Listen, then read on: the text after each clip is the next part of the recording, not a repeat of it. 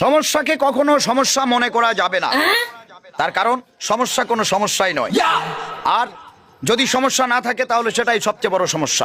কিন্তু এখন সমস্যা আছে, অতএব কোনো সমস্যা নেই।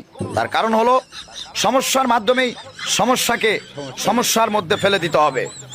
অনেক সমস্যার বেড়ে একটি সমস্যা হলো নানামুখী সমস্যা।